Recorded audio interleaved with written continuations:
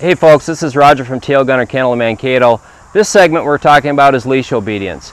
And one of the most important things that you need to understand about with obedience is that you have to establish yourself as the leader.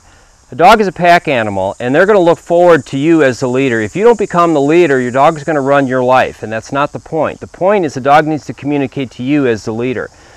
Obedience is a number of things. Obedience is manners. Obedience is discipline. Obedience is affection. Obedience is respect for you. Obedience is permission. So you have to make sure the dog understands that you give them permission to do something or to act a certain way, or you do not. They don't have a choice. They don't buy the groceries. They don't pay the mortgage. They don't have rights. So the dog has to understand that you dictate everything.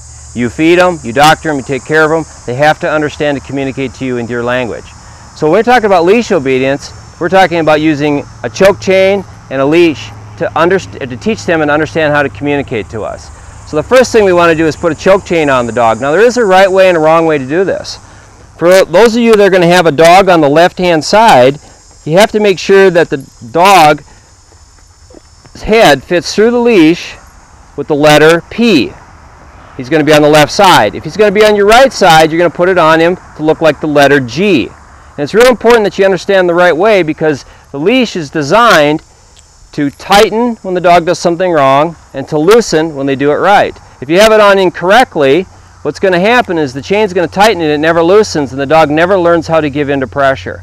And that's the important part of this, is we need to teach the dog how to release pressure. So what we're going to do is we're going to take this chain and put it over Hunter's head. Come here, Hunter. Atta boy. And when he's a young dog, about 6-7 months old, we're going to spend about 30 days teaching him leash obedience to make sure he fully understands what we want him to do. The goal here is to get this dog to release the pressure of the chain by doing the right thing. So through repetition, what we want is to get this dog to actually follow us at the heel position.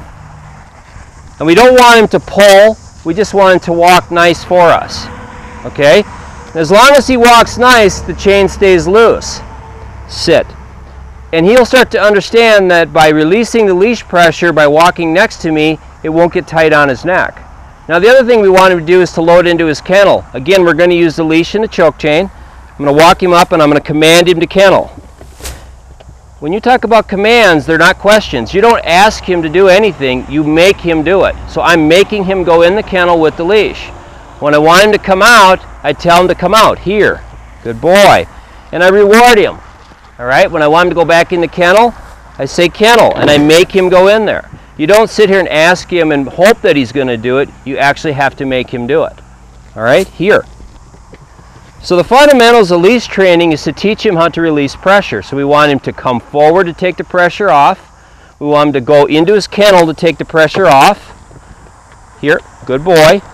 We want him to come to my side, which is the heel position, and I want him to sit down to take pressure off. So when I lift up, as soon as he sits down, the chain loosens. And over time, he's going to figure out that that's how he understands pressure. If I want him to lay down, I'll turn the chain around, and I'll actually pull it straight down and tell him to lay down to take the pressure off. And when you get a dog that can do that, you're going to be able to make transition into electronics. That's going to be in the next segment. So the dog now has made this transition. He can understand and communicate to me through the leash, and he's walking, he's loading, he's unloading, he's doing everything we want him to do. What I'm going to do is have my assistant Sean come in here, and he's going to put the kennel in the back of the pickup. Hunter, here. Good boy. Sit. Thank you, Sean. So it's important, if the dog knows how to kennel on the ground, that he'll kennel in the pickup. Come on, Hunter. Kennel up. Atta boy. Good boy. Here. Good dog. Try that again. Hunter, kennel up. Atta boy. Good boy. Here. Good boy. Heel. Good boy. Sit.